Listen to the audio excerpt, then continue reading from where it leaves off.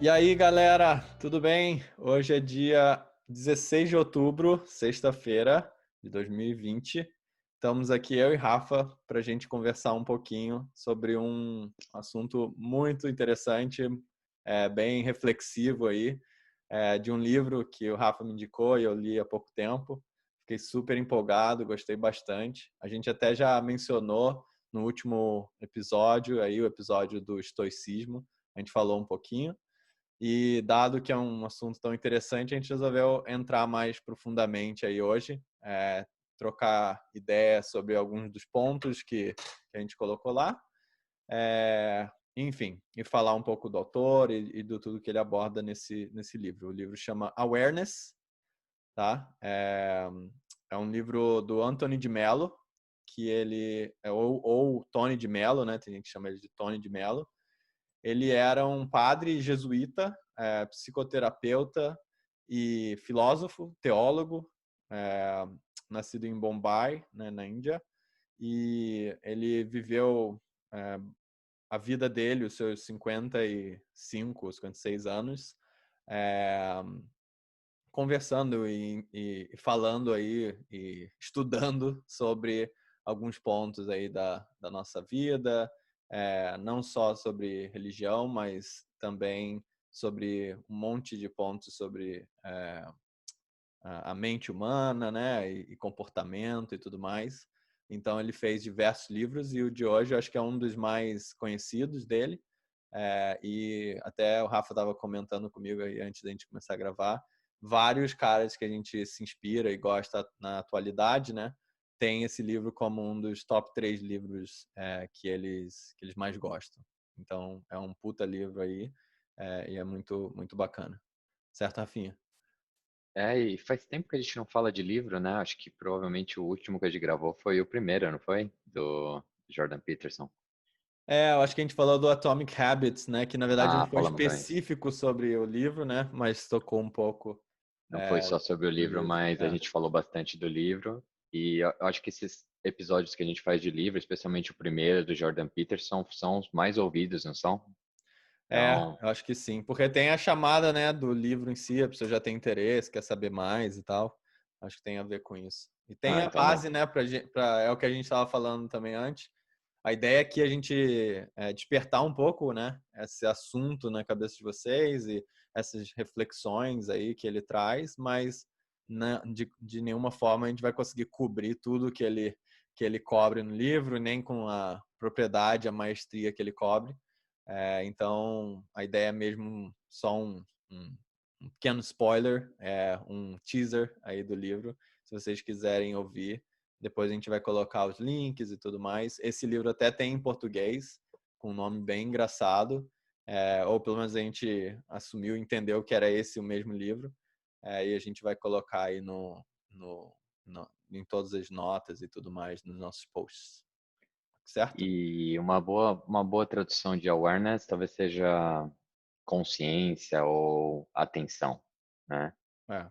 Sim. E, e eu acho que é um dos primeiros pontos que ele toca no livro, eu acho que tem muito a ver com o que a gente tenta fazer com esse podcast, que, puta, ele fala, meu, eu não vou te ensinar nada, eu vou te ensinar a desaprender, a sair do modo zumbi e a acordar.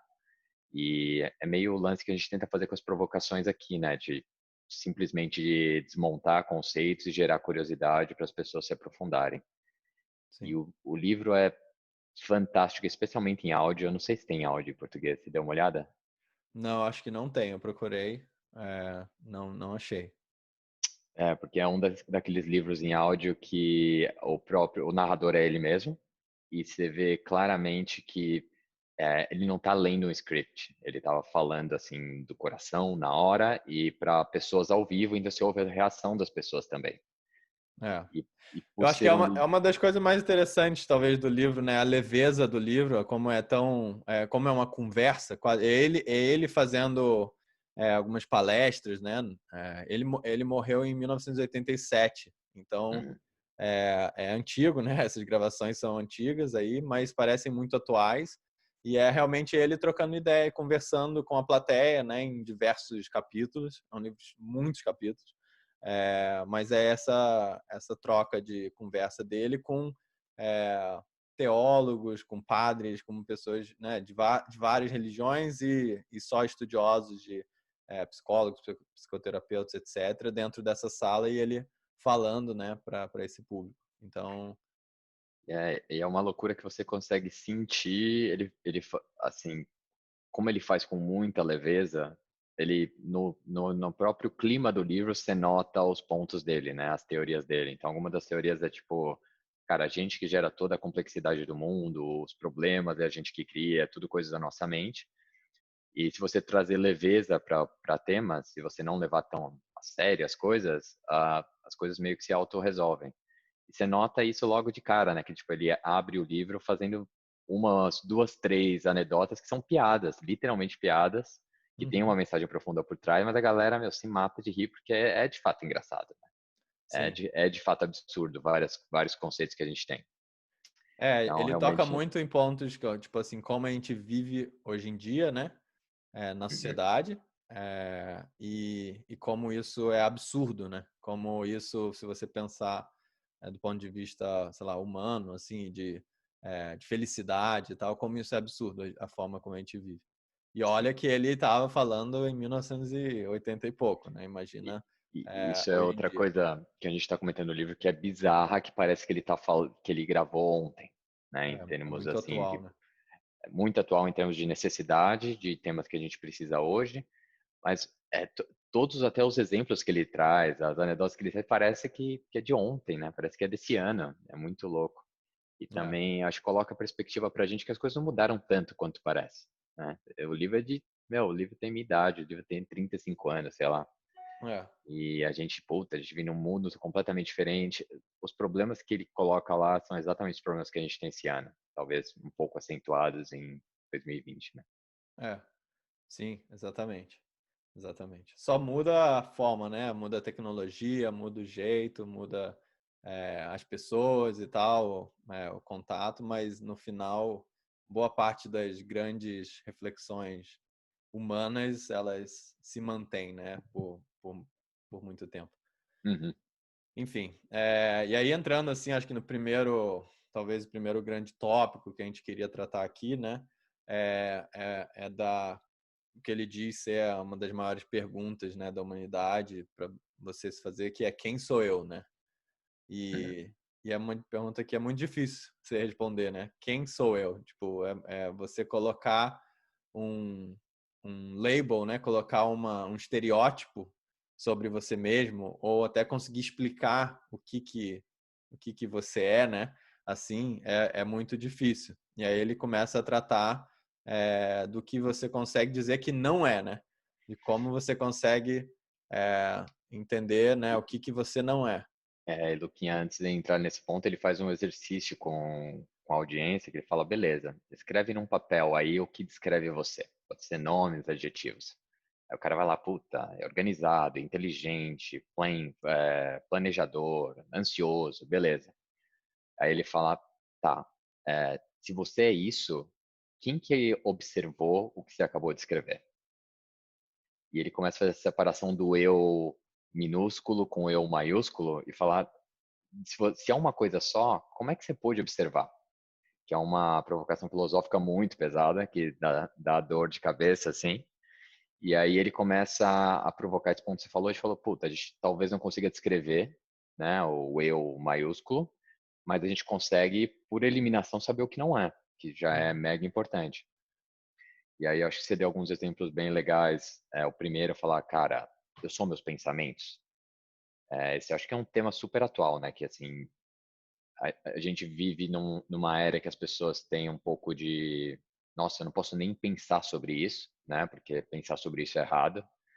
Mas o fato é que a gente não controla nossos pensamentos e, dado que eles são transitórios, eles não podem ser a gente, né? Os nossos Então, pensamentos, nós não somos um reflexo dos nossos pensamentos, né? Que isso, e eu não sou o pensamento em si, né? sim, E o pensamento não faz parte de mim, ele simplesmente vai e vem como se fosse uma onda. sim, E ele usa esse mesmo argumento para falar do corpo. Ele fala, puta, eu sou o meu corpo, mas dado que o corpo muda o tempo inteiro, né?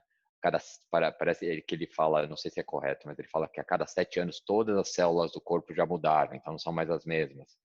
Dado que tudo no corpo vai deixar de existir, É, eu não posso ser meu corpo. Ele segue essa linha de raciocínio para ir eliminando coisas que com certeza a gente não é. é, é. Ele fala, por exemplo, né, você não é o seu cargo, ou não é, né, você não é o seu trabalho. Porque o trabalho pode mudar, né? O trabalho, a qualquer momento, algo pode acontecer no fator externo que vai Uhum. mudar o seu trabalho, vai mudar o que você faz. Então, você não pode ser o seu trabalho, né? Você, não é isso que você é.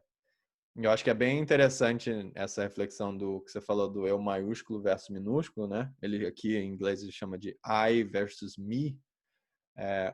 Esse eu maiúsculo, na verdade, você só vai entendê-lo ao abrir mão do que você acha que você é, abrir mão das ilusões, né? Ele fala muito no livro disso, assim. Para você entender, primeiro você tem que abrir mão das ilusões, né? Para você conseguir aceitar ou viver bem ou ter um contato com esse seu eu maiúsculo, você precisa abrir mão das ilusões do que você acha que você é, né? E abrir Então, mão dos conceitos que você acha que são óbvios, né? E aí que vem a parte de colocar etiqueta nas coisas, né? De labeling. Então, um dos pontos principais que ele fala para a felicidade é você parar de querer consertar as coisas e passar a tentar entender as coisas. E a partir do momento que você põe um label, você parou de entender, né? Então, você vai fazer um argumento com alguém e fala, puta, essa pessoa é um comunista. Beleza. Você parou de entender ali e, assim, o ponto que você queria chegar no final, que era de ter, digamos, paz com o tema, sem entendimento não acontece, né? Você é, continua tentando consertar. E o ponto dele sobre tentar consertar é, você vai consertar uma coisa, vai aparecer outra. Vai consertar outra coisa, vai aparecer outra. E a gente vive o ponto dele é que a gente vive nessa ilusão, né, de querer consertar o mundo. Quando a gente não, voltando para o primeiro ponto, a gente não sabe nem quem a gente é, como a gente vai consertar o mundo, né? Se é, for consertar alguma coisa, tenta consertar você primeiro. nós mesmos primeiro. Exato. Que conecta muito com os pontos que a gente fala de responsabilidade individual no podcast, né? De falar, puta, muito bacana usar a camiseta da causa que você acha que globalmente é terrível. Mas começa consertando sua casa, começa consertando a relação que você tem com a sua família, começa consertando a relação que você tem com seus amigos. Parte aí para uma comunidade maior, né? Não tem lógica nenhuma começar do âmbito global para depois tentar descer e consertar o indivíduo. É, exatamente. Comece sempre por si mesmo, né? Acho que é isso uma coisa que ele coloca bastante.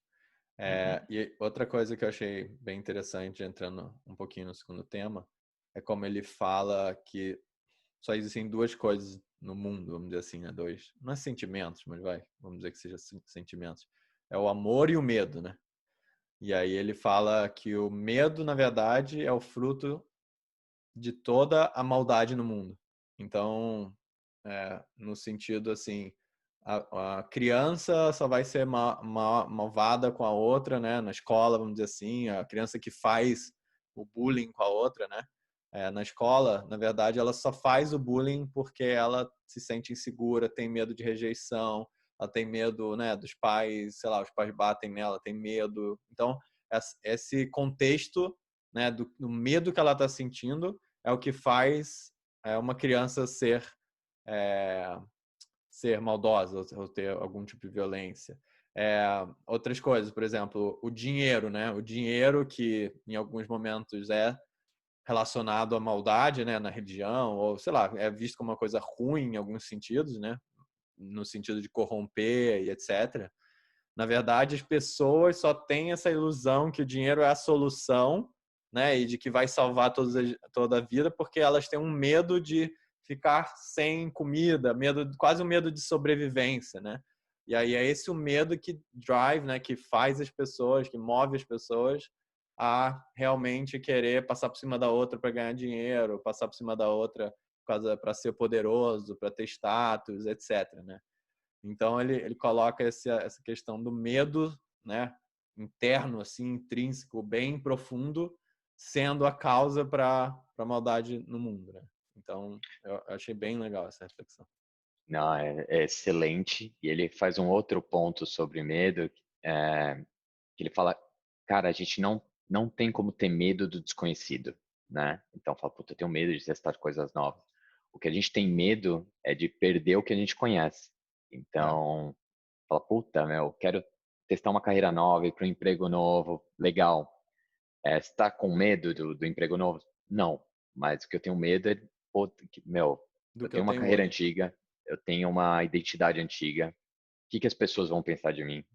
Tipo, o que que eu posso, quais são os efeitos colaterais de uma decisão mais radical? Então, é basicamente o lance de attachment, né? Que fala-se muito no budismo que o único jeito de você ter paz é você deixar de ser apegado às coisas, né? Ele é um É, cara que é um jesuíta, acho que católico, né? católico. Mas traz conceitos muito fortes que combinam com o estoicismo que a gente falou no último capítulo e com o budismo também. É. Ele até Ah, foi, eu tava lendo assim, não fui muito profundo, mas ele foi meio reconhecido assim por estar mudando bastante coisa no jeito, né, dos jesuítas e tal. Foi questionado pela igreja na época, teve toda uma questão assim, né, da forma como ele trazia a mensagem dele, né? Mas eu acho que até no livro, né, que é um ponto interessante, nem eu nem você somos religiosos, né, Rafa? A gente é, não tem, sei lá, uma religião definida, vamos dizer assim, mas não por isso a gente julgou ele, falou, não, o cara é um jesuíta, um padre, eu não sou católico, não vou ouvir o que ele tem para dizer, né? Pelo contrário, né? O cara traz um monte de coisa interessante da religião dele, né? Mas ele não fica empurrando no sentido tipo de catequizar, né? Pelo contrário, ele faz reflexões e compara e faz assim até não julgamentos, mas reflexões mesmo assim do pô, esse é o certo, entendeu? A gente está fazendo certo é, como católicos, vamos dizer assim, né? Ou como religiosos e tal. Então achei muito interessante essa questão toda, você se abrir, né? Você que está ouvindo a gente tem interesse, mas não sou religioso ou não sou católico, não deixe isso ficar na frente assim desse seu julgamento de ler ou não um livro, porque não é nessa linha que ele leva, né? Ele até trata de Deus algumas vezes, fala algumas coisas assim em relação a Deus, mas muito no sentido não num Deus personificado ou daquela religião, né? Mas no Deus no sentido maior, assim, né? Que é até indescritível, né? Você falar o que é Deus. Deus é uma palavra que a gente colocou, mas para um conceito que já não é muito bem né, descritível, assim, é bem e ele profundo. não coloca isso claramente no livro, mas é, eu assumo que ele está fazendo a conexão dessa descoberta de quem sou eu e do eu com eu maiúsculo com o conceito de do divino. Sim. Esse foi o meu entendimento, que é um entendimento também que bate muito com o budismo, né? Que É, faria sentido. E ele fala, assim, ele usa exemplos de Buda, ele usa exemplos de Jesus, tal, mas na real, assim, as coisas mais legais do livro são histórias que ele conta e exercícios que ele faz do dia a dia, né? Como esse que a gente falou de se autodescrever e tal. Então, é um livro que serve para qualquer um. E eu acho que o ponto que você fez de, tipo, a gente ouvir lados diferentes hoje em dia, né, Luquinha? Cara, a echo chamber que existe hoje, de reforçar pontos que você já acredita, é péssima, né? Para o pensamento crítico e tal. Então, puta, acho que especialmente se você não é católico, melhor ainda ouvir um cara católico. Especialmente se você não é budista, legal se ouvir um cara budista. sim. E a gente está falando de religião, mas acho que se aplica a qualquer coisa, né? Ouvir o outro lado, até para entender o ponto de vista, conecta muito com os pontos que ele está falando de, puta, o que a gente quer é entendimento. Sim, com certeza. Outro ponto que você até mencionou assim um pouco, né? Você falou de felicidade e tal, que eu achei bem interessante trazer aqui, é como que a felicidade não é algo que a gente conquista ao acumular coisas, e não estou falando só de coisas materiais, mas que seja de conquistas, realizações, né? Ou status, tudo, né? Que você vai acumulando, que você está buscando. Eu já tinha ouvido, obviamente, a frase, né, que todo mundo fala que a felicidade como é que é? Não existe caminho para a felicidade é o caminho, é legal e tal, mas é bem batida. Mas eu acho que esse conceito de que você atinge a felicidade, na verdade, abrindo mão de ilusões, abrindo mão de percepções do que vai te deixar feliz, e com isso, ficando feliz, É tipo assim, isso. é meio que assim, eu não vou ficar feliz se eu comprar uma casa, eu vou ficar feliz se eu entender que comprar uma casa não é o que vai me deixar feliz. E aí entender que, né, virar o que for na carreira não é o que vai me deixar feliz. A partir do momento que eu consigo entender isso, eu passo a ficar em paz e aí é que a felicidade vem. E o exemplo que ele deu de criança eu achei sensacional, que é, você pega uma criança, ela nasceu, começou a entender o mundo e tal.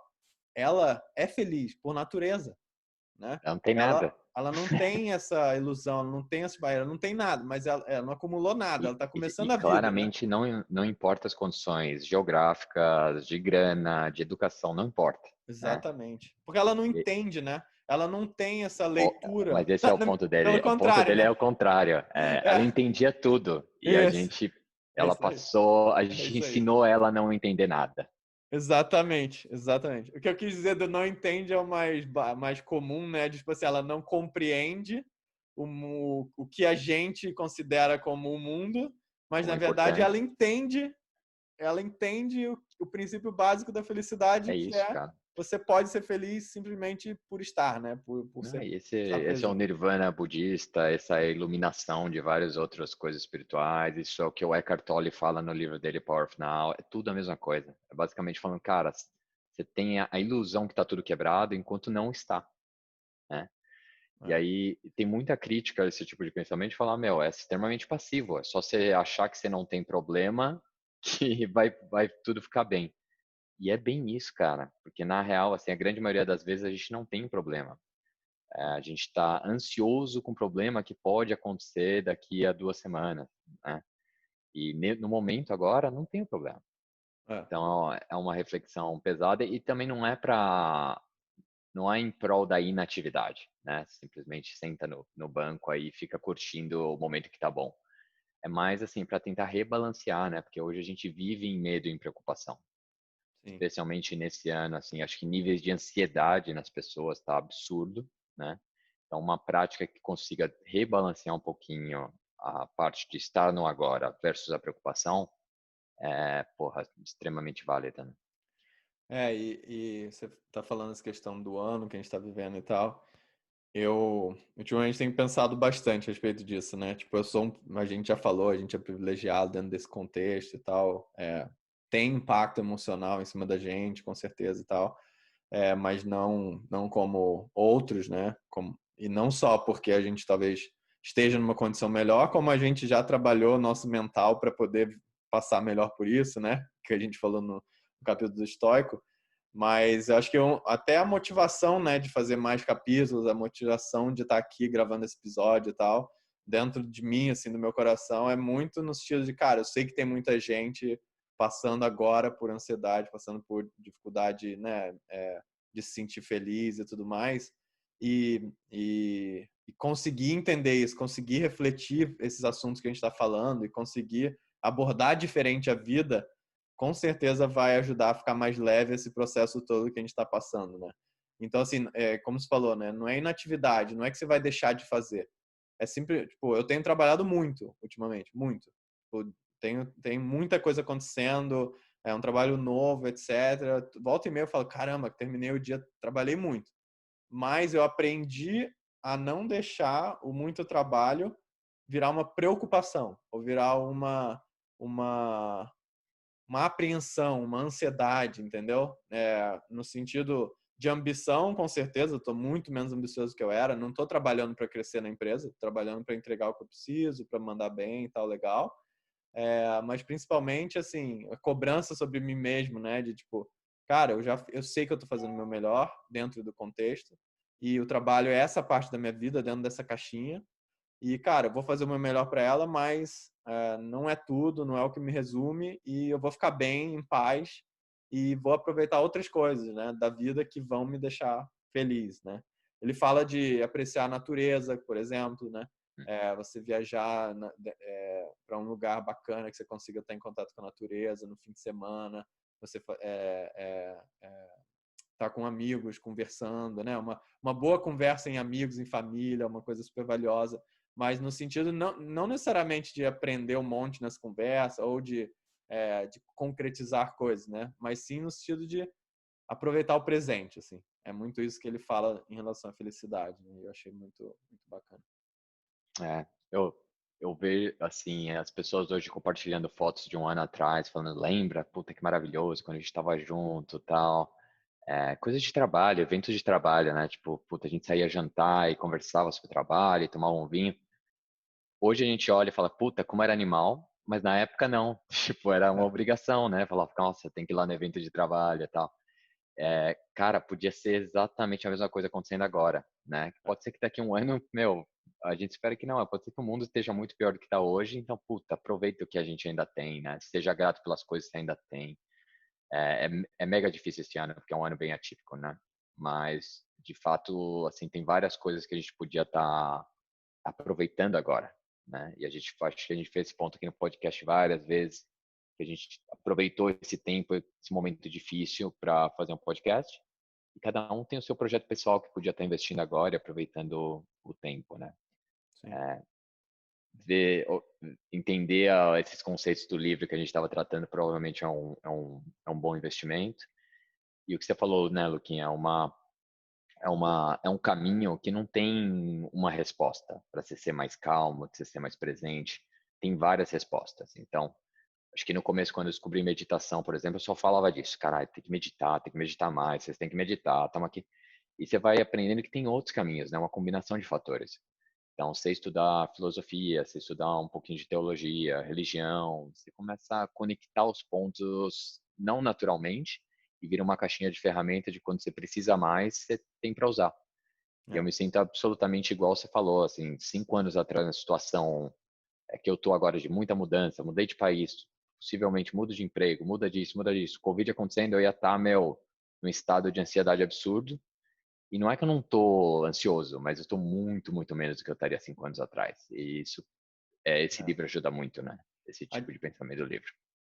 Outra diferença que eu vejo muito após esse processo, né, que a gente está passando e tal, comparando o meu eu de hoje com o meu eu de 5 anos atrás, é, quando a gente tem momentos de queda de energia ou de um pouco de ansiedade e tal, eu pelo menos consigo reconhecer mais rápido, né? Uhum. Consigo entender mais rápido o que está acontecendo comigo, por que estou passando por isso, qual que é a parte da minha vida que está me afetando para eu me sentir assim e rapidamente voltar.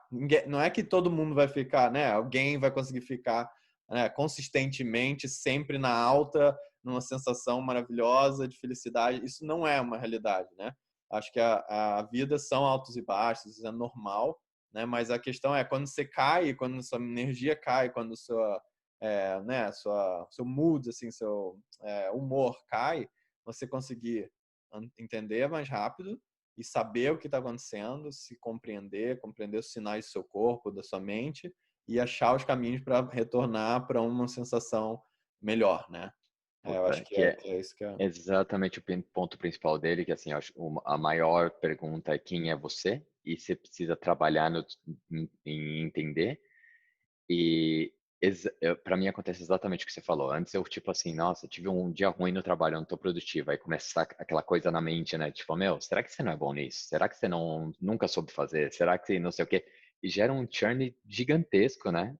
Dá E no dia seguinte trabalho. você tá bem. Você acordou, falou, meu, comi um negócio diferente e tô legal. Então, assim, você É. se dá o direito a ter esses breaks de, puta, tem dia que você não performa bem, tem dia que você não tá de bom humor, tem dia que você não tá a fim de conversa, e é normal, né? E tá tudo bem, né? Tá tudo E, bem, né? É uma maratona, não é um sprint, você não precisa ser duro com você mesmo, né? Acho que exatamente. isso tudo é bem, E bem você começa a interessante. notar também ferramentas externas que te ajudam a ter mais controle disso, né? Então, puta, o que a gente fala muito de rotina, se exercitar, vitamina, suplementação, não tem dúvida que faz minha vida muito mais fácil hoje do que era alguns anos atrás. Sim, leitura é bem importante. Sim. Você falou de conhecimento, né? O fato de a gente estar conhecendo mais e tal. E ler ajuda, assuntos que você gosta, né? Ajuda a organizar a sua mente. Então, por que eu tô falando isso? Um outro tópico que ele trata é algo que eu sempre pensei na minha vida, que é pensar sobre a morte, né? E sempre foi muito interessante o jeito que eu pensava. Eu pensava assim, eu estava na hora de dormir lá e tal, e volta e meia vinha aquele pensamento, parecia que tinha me tomado, de tipo assim, caramba, e aí? Se morrer, o que que tem depois, né? E aí, tipo, né? Acaba? Não acaba? Na verdade, a gente, né? Volta e meia, quando eu assistia um filme, eu pensava assim, mas se isso acontecer, será que não tem outra pessoa, eu mesmo vendo esse filme disso que é a vida? É só isso aqui mesmo? Aquela maluquice, né? Dá até um calor assim dentro de mim, tipo, um sentimento mesmo. Parece até que é algo, né, religioso, transcendental, sei lá, mas juro, eu sentia fisicamente toda vez que eu pensava na morte, mas eu sempre pensei muito, né? E pensava também, né, no sentido assim dos meus problemas, de ser um cara que sempre pensei em solução ao invés de problema. Eu pensava, cara, tudo é solucionável, né? Só a morte que não. Né? A gente sabe que comparar as coisas, né, que da vida que a gente está achando que é um problemão, se a gente relativiza, né, a gente consegue lidar com ela com mais facilidade. E é o que ele traz, né? Ele fala assim, cara, medite sobre a morte, pense sobre a morte, acostume-se a pensar sobre a morte. E ele fala que você não está vivo enquanto você não tem essa capacidade de poder se entender, se resolver com a morte, né? E aí ele até menciona, né? Tipo, não, pensa você dentro de um caixão daqui a tanto tempo, medita sobre isso, fala, cara, tô ali, meu corpo, imagina seu corpo lá dentro do caixão, em decomposição, né? Morto, acabou, entendeu? E aí ele fala, cara, agora volta pro vida atual, pro presente, e fala, você acha mesmo que sei lá, o e-mail desaforado que você recebeu, ou a venda que não atingiu a venda que você esperava, qualquer que seja o problema, né? Você machucou seu pé, sei lá, X. Isso realmente é muito importante a ponto de impactar a sua vida, comparado com, né, relativizado com a morte. Tipo, não é muito importante. Dentro desse grande esquema das coisas, né, e da vida, um problema que você está tendo no seu momento nunca é tão ruim assim, quanto você consegue transformá-lo, né? Então, essa questão toda, e ele não ensina exatamente, mas ele toca no assunto e fala da habilidade da gente poder pensar no assunto, né? Me deu virou uma chave, assim, eu falei, cara, olha, realmente, eu sempre pensei muito sobre a morte, sempre tive isso, mas o que eu tinha que, na verdade, buscar era me sentir melhor e não sentir esse coisa dentro de mim quando eu penso sobre a morte. Pelo contrário, sentir conforto, sentir tranquilidade, entender que faz parte da vida e conseguir, né, relativizar os problemas para lidar com uma vida melhor, né? Viver E uma o vida melhor. ponto dele é que deveria ser libertador. A gente entender que a gente vai morrer e a gente realizar que a gente vai morrer, né? E não um assustador. E uma frase que ele fala que é muito legal, ele fala, meu, tem milhões de pessoas preocupadas se existe vida após a morte e tem muita pouca gente preocupada se existe vida antes da morte, né? E justamente as pessoas que estão mega preocupadas se existe vida após a morte, elas não estão vivendo a vida que elas têm agora bem. Então, qual que é a lógica, né? Que É, é maravilhoso. E eu acho que ele nem entra no ponto se existe ou não, tipo, nem vem ao caso. O ponto dele é indiferente para você é, viver sua vida bem agora. Na verdade, pode ser até positivo, como você colocou, se você usar como um exercício de libertação e desprendimento das coisas, né? Que você é, pode estender isso também para as pessoas que você ama. Você fala, cara, nossa, eu tenho um mega apego com a minha esposa. Ela vai morrer. Então, se você quiser fazer esse esforço, fazer essa realização agora, já e começar não só se preparar para isso, mas para realizar que ela não é sua, não existe um attachment, claro, é, pode ser bem benéfico. é. E Que é é o assunto que pesado, a gente né? falou sobre o bem pesado, né? Mas é o assunto que a gente falou sobre o awareness, né, no livro, desculpa, no episódio passado, né, que é a parte da dependência emocional de alguém, né? Que Uhum. você só vai ser livre para amar ou para viver bem quando você deixar de depender emocionalmente de qualquer pessoa. Então, tipo assim, a libertação é você não precisar da pessoa. E aí, com isso, você consegue, né, viver melhor. É, Então, tipo, essa questão que você falou, né, de uma pessoa muito amada, muito próxima, falecer e tal, é um bom exemplo, é uma extrapolação, né? É um exagero, mas é um bom exemplo, né? É tipo, cara, o que vai ser minha vida depois que essa pessoa morrer? Putz, não pense assim, né? Pelo contrário. Pensa o quanto você pode aproveitar com a pessoa aqui e tal, porque um dia ela vai morrer, antes de você Exato. ou não, cara, ela vai ter feito um papel, né? Dentro da sua vida ou dentro do mundo e tal, que assim como você, né? Sim. E é uma provocação que ele faz logo no começo do livro, assim, puta, né? Ele pergunta para as pessoas, quem quer ser feliz aqui? Aí todo mundo quer, eu quero ser feliz, tá? É, se você tivesse que escolher entre você ser feliz e você viver com a pessoa que você ama hoje, o que que você escolheria? As pessoas, puta, não, viver com a pessoa que eu amo. Pô, meu, então você não quer ser feliz, É, porque se você for ficar infeliz com a pessoa, aí serão duas pessoas infelizes, mas presas uma na outra, né? é. Então, ele faz esse ponto várias vezes no livro, assim, que uma das maiores ilusões é a gente acreditar de fato que a gente quer ser feliz, porque se a gente quiser ser feliz, a gente poderia, que é o lance do desapego, de querer consertar as coisas. É. E ele fala uma frase aqui que eu gostei muito, né? Que ele fala: se você desobstrui os olhos, você vê, você tem a visão. Se você desobstrui os ouvidos, você tem a audição. Se você desobstrui a mente, você tem a sabedoria, né? E se você desobstrui o coração, você tem o amor. Então, assim, é óbvio quando é os sentidos audição, visão, olfato, etc, né? Agora, o da mente, a sabedoria vir não através do acúmulo mas sim através do desobstrução, já é muito interessante essa reflexão, né? Ele fala isso, assim, você ter a capacidade de entender o mundo vem através de você desobstruir as suas ilusões, né? E a parte do coração, do amor, é também muito interessante, né? Você desobstruir o seu coração no sentido de não depender, de não precisar e tal, é quando você consegue amar mais, né?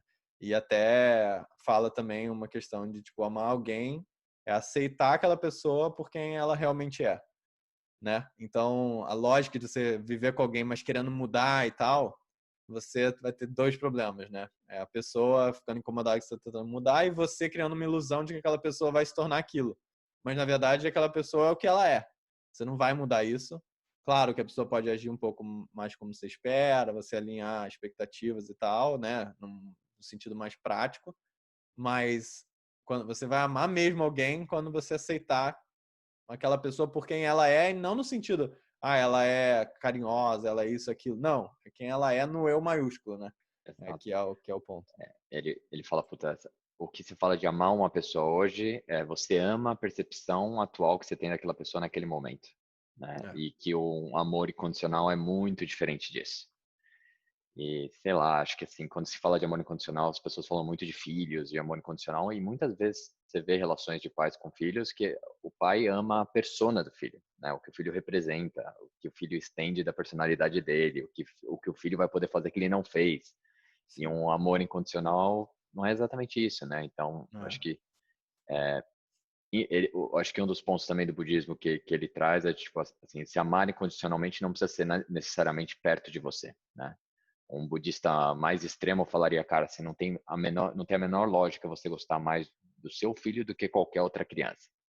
Então, eu acho que ele tenta fazer essa conexão de uma forma mais suave. sim.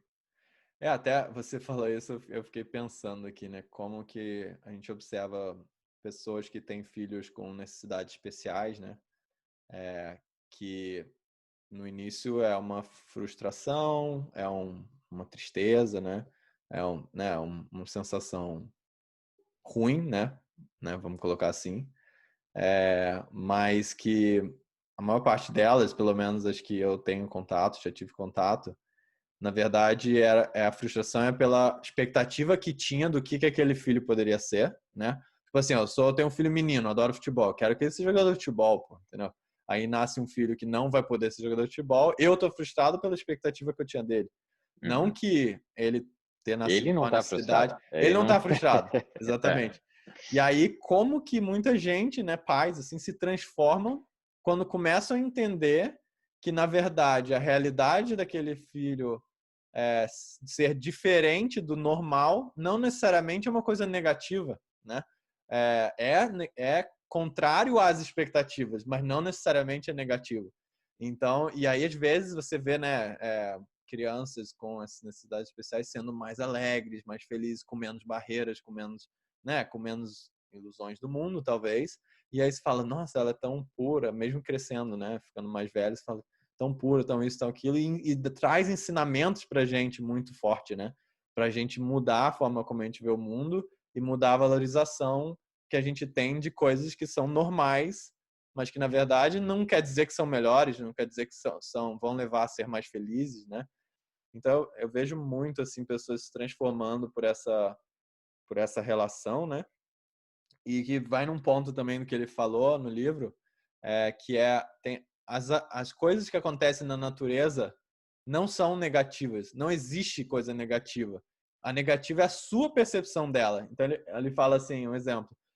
Você está lá no piquenique, começa a chover, né? Aí começou a chover, vai molhar seu piquenique e tal, você vai ter uma sensação negativa em relação à chuva. Mas a chuva por si, ela não é uma coisa negativa. Não tem nada de negativa nela, ela é natural, é a chuva, né? É da natureza. Mas você atribui a ela uma negatividade. Então a negatividade está em você, não na chuva, né? Exato. Nesse sentido. Então, assim como tem gente que adora tomar banho de chuva, vai estar lá na chuva e vai estar adorando, né? Vai estar pulando na chuva e se divertindo. Então, a chuva não mudou, é a mesma chuva. Mas você, por uma percepção do mundo, uma ilusão, um jeito de ver, você que trouxe a negatividade, né? Isso eu acho É. muito, muito forte. Não, e ele usa um coach que fala justamente disso, que a mesma chuva que cai no pântano e aonde dá flor, né? É só como foi recebida e transformada, né?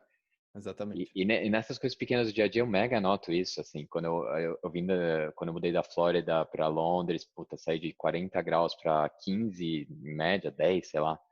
Aí você sai na rua, a primeira coisa que vem na mente é, nossa, tá frio, que ruim, né? Nossa, tá frio. E aí você começa a acostumar, eu comecei a me treinar mentalmente, falei, cara, primeiro, 10 graus nem é frio, e segundo, É. por que frio é ruim, né? Sim. E comecei a sair, a tentar curtir o frio na rua, e uma hora acostuma, você fala, não, isso é o novo normal. Aí beleza, aí você vai para um lugar quente, nossa, que calor, né? Que horrível. É. E óbvio que se auto-reforçar para você mesmo torna de fato a percepção ser maior, né? Então Sim. eu tenho certeza que quem sai na rua, a primeira coisa que fala, nossa, que frio, fica com mais frio. Então, acho que ele traz esse ponto, volta pro ponto todo de colocar label nas coisas, de colocar, como é que a gente fala em português? Etiqueta, né? Estereótipo, Colocar, adjetivo, categorizar as coisas, né? categorizar. Sim. E ele fala muito isso no livro da parte de, puta, meu, para de julgar as coisas um pouquinho, né? Tenta só realizar o que elas são de fato, sem falar, nossa, isso é bom, isso é ruim, isso é bom, isso é ruim. E conecta muito com o ponto de ego e de identidade também, né? Você vê gente que é muito conectada com ego, a primeira coisa que a pessoa vê, em vez de realizar o que o negócio é, ou tentar aproveitar o que o negócio é falar, puta, isso é uma coisa que eu gosto ou uma coisa que eu não gosto, né? Como isso me afeta? Ou como que eu estou em relação a isso, né? E no fundo, assim, acho que volta pro ponto do medo, que eu acho que as pessoas que reforçam muito a identidade, de falar que eu sou uma pessoa muito especial, que eu tenho predileções muito específicas, é basicamente um medo de não ser relevante, né? De falar, meu, eu sou Medo de especial, eu rejeição. existo. De rejeição e relevância. É, Então volta pro medo. sim. Tem um vídeo do Bill Hicks que chama It is just a ride. É só uma jornada. É um vídeo de 3 minutinhos no YouTube. Que o ponto dele é basicamente esse, que a gente está numa montanha-russa, que é uma grande ilusão, né? Que tem várias pessoas se beneficiando dessa grande ilusão, e só tem dois caminhos. Tem o caminho do medo e tem o caminho do amor. É, E é exatamente o ponto dele, eu acho que no livro inteiro, e eu acho que como chegar no amor, ele fala se conhecendo melhor, se autoconhecendo, mas nesse âmbito um pouco mais alto que a gente falou. é, total. Muito, muito bom. Chama Isso é só uma. This is just a ride, é isso? This is just a ride. Isso é É, só uma jornada? é só uma jornada, acho que é. É. A gente coloca lá nas notas, né? A gente pode colocar. Eu acho que realmente vai ajudar a traduzir essa questão toda É, do só existir amor e existir medo. a tradução no YouTube é só um passeio. que acho que é Ah, uma boa tradução. só um passeio. É isso aí. E aí, acho que é um dos últimos pontos aí que eu queria trazer, que a gente até tocou um pouquinho, mas que é para os pais aí de plantão, né? Pais, mães, né? Pessoas que têm crianças em casa e querem educá-las, né? Isso é uma coisa que eu reflito bastante, e talvez tenha sido o que mais me tocou assim em termos práticos, né? No livro inteiro, que ele dá o exemplo lá, ele fala de um autor, é, um educador e tal, estudioso de educação e tal, dono de uma escola que chama A.S. Neal. A.S. Neal. A gente coloca também nas notas, mas ele tem lá um livro e uma escola que se chamava Summerhill. E nessa escola ele recebia as pessoas, as crianças, né, que tinham mais problemas na região, né? Ele é sueco, então provavelmente é na Suécia, né, esse exemplo. E aí as crianças, né, que tinham, sei lá, eram expulsas da escola ou não tinham interesse dentro da sala delas, etc. E aí os pais levavam para essa escola e ele falava que ele em 6 meses recuperava, no máximo 6 meses conseguia recuperar as crianças e tal, elas se tornarem crianças boas, né? E aí nesse sentido, né, de comportamento, de bom comportamento. E aí a forma que ele fazia isso, né, é até muito parecida com que um cara que eu gostei bastante, de um programa que chama Started Up. Started, tipo startup, só que ED, de educação, né? Started Up, que o cara fazia parecido só que para empreendedorismo, que era começava uma aula eletiva dentro de grades, sei lá, de 1 a 9, grades, criança mesmo, assim, de 7, 8, 9, 10 anos. E aí ele começava a aula, né, falando, e aí, pessoal, sou o professor tal, sei lá o quê, e aí, o que vocês vão querer fazer hoje, né? Qual que é o assunto que vocês querem tratar e tal. Bem aberto, assim, bem dando autonomia para a criança, né? E aí as crianças, tipo, não sabiam o que fazer, né? Elas ficavam em choque. Só do professor tá perguntando o que elas queriam, só de dar essa abertura, né? E no final a ideia, basicamente, é conseguir desenvolver o que as crianças têm interesse, o que elas têm vocação e tal, e a partir disso começar a gerar o interesse delas nos assuntos e nesse caminho, né, fazer com que elas queiram desenvolver e realizar coisas na vida delas e tal, né? Isso pro Started Up. E esse cara, esse da Suécia e tal que eu estava falando, ele fazia algo parecido, mas não necessariamente para o empreendedorismo. E aí ele falou que muitas crianças chegavam, né, e no início, pô, faltava aula, ou não se interessava, não queria estar lá, né? Mas depois começava a ouvir dos que se interessaram como que era legal a aula, porque eles tinham assuntos que eles gostavam, eles tratavam, discutiam coisas que eles gostavam e tinham abertura e tudo mais. E aí, com isso, depois de ter dado esse espaço para a criança, ela acabava voltando e com um comportamento muito melhor e, vamos dizer assim, renovado, né? E aí esse cara, ele falava que as crianças nascem com a bondade dentro delas. E qualquer violência que elas começam a apresentar é fruto da forma que a sociedade e os pais colocam como barreiras, expectativas e medos sobre elas. Então, meio que dizer assim, a criança nasce um quadro branco, né, feliz e com as vocações dela e que vai construindo e vai criando, ou iria criando e florescendo e tendo interesse e vivendo a vida dela, mas a gente acaba gerando através não só de violência física, né, que tem pais que batem nas crianças, isso é um trauma muito grande, quando elas não obedecem e tal, mas inclusive de violência no sentido de podar a criança, no sentido de não deixar ela ser ela mesma, e você falar, faz isso, faz aquilo, você tem que fazer isso, tem que fazer aquilo, põe seu sapato, põe seu casaco, vai passar frio, e sei lá, você está sempre querendo dominar e colocar na criança a sua visão do mundo, o que você acha que tem que ser feito, o que você acha que é o certo, né? E aí tem que eu acho que a dica assim, né, que ele coloca é tomar muito cuidado, porque isso é uma forma de violência para a criança. Você não deixar ela se expressar, não deixar ela colocar como ela está vendo o mundo, você acaba gerando essa criança que na escola, né, acaba sendo violenta e tal, porque ela não tem o espaço dela em casa, não tem o espaço dela respeitado e tal, se sente violentada e começa a violentar outras crianças também, né? Então, enfim, falei pra Sim, cacete, né? falou. E a escola fica na Inglaterra, né? Eu acho que o lance deles era meio assim, cara, quem é membro da comunidade faz meio o que quiser, o limite sendo você não faz mal a nenhum outro, né? Isso. E é um princípio de liberdade e não licença, que lógico é fácil de criticar, né? Pode virar o caos muito rapidamente, então acho que eles tentavam ser o mais aberto possível e o mais flexível possível antes de virar um caos total. Sim, E acho que tem um livro também, né, que chama Summerhill, é, que é sobre o conceito. exato. E de novo, assim, eu sou um cara que prezo bastante por uma paternidade, uma maternidade presente, de você dando os caminhos e ajudando e tudo mais.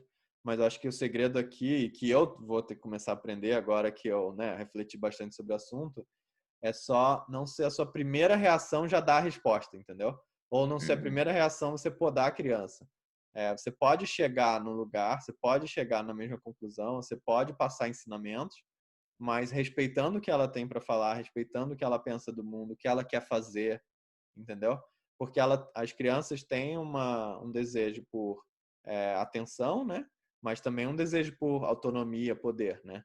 Isso e se você não dá isso, acaba que ela vai ficando frustrada, né? E depois isso lá na frente, né? Pode se tornar uma questão maior, né? Por não Não, ter tido o espaço de se desenvolver. explica muito crises na adolescência, assim, né? Quando, assim, a criança quer 100% de distância dos pais. É para poder conseguir se desenvolver, né? Sim, Poder conseguir ter seu ponto de vista. E conecta com psicologia de adulto também, né?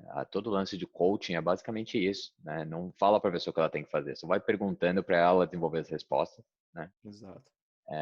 Faz todo sentido. É E isso. eu botei o link aí para a gente colocar nos notes do livro. O livro parece ser bem bom também. Summer Hill School, A New View of Childhood. Eu só não vi ainda porque não tem no Audible, então vou ter que comprar o livro físico. Não tem mesmo. Mas realmente eu acho que deve ser bem, bem interessante, sim. Eu acho que é isso, né, Rafa? A gente cobriu bastante coisa aí. Talvez valha a gente dar uma resumidinha bem rápida, só para todo mundo que nos acompanhou até aqui. É, o Anthony de Mello, de novo, o livro chama Awareness. Ele cobre aí um pouco sobre felicidade, é, uma vida com amor, né? Como o que é amor e tudo mais. Mas acho pautado principalmente aí na pergunta de quem sou eu, né?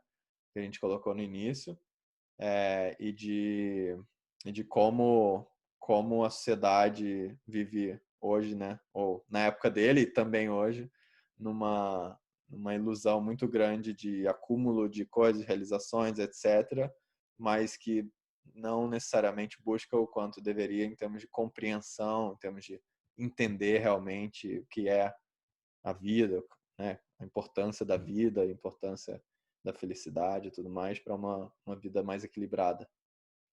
É um livro de filosofia para mim, que é um livro de como viver uma vida bem vivida. Ele não traz de forma estruturada assim um guia para viver uma vida bem vivida, mas ele traz várias perguntas para você fazer para você mesmo.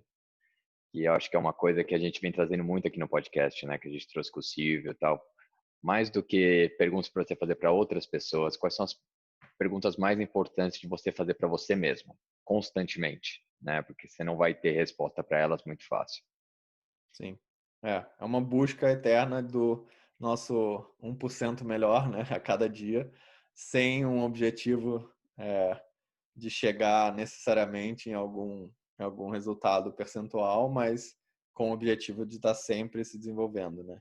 Então, acho que tem tudo a ver com o nosso podcast, tudo a ver com a nossa proposta, assim, nesse trabalho, assim, essa empreitada que a gente está realizando, né? Então, acho que um assunto que faz total sentido aí para a gente trazer. E aí, finalizando, acho que quem ficou até aqui ouvindo, né, e se interessou tanto, se quiserem conversar a respeito, trocar ideia, né, dividir um pouco dos pensamentos de vocês, ou depois que lerem o livro, né, ou ouvirem o livro, quiserem ter essa troca, a gente está super aberto, né, seja no Instagram, lá no UPC Melhor, ou nos nossos LinkedIns, nas nossas redes sociais aí de forma geral. E também eu ia fazer um convite para vocês sugerirem, né, caso vocês queiram que a gente trate aqui de algum livro ou de algum assunto específico. Acho que a gente gostaria de ter mais interações com vocês nesse sentido, de poder fazer o podcast não só baseado no que a gente está tendo de ideia aqui do que trazer, mas também no feedback aí de todos e para moldar da melhor forma para que seja útil e ajude vocês a ser 1% melhor. Certo, Rafa? Perfeito, muito bom. Beleza. Valeu e até o próximo episódio do nosso 1% Melhor. Um abraço. Valeu, Luquinha.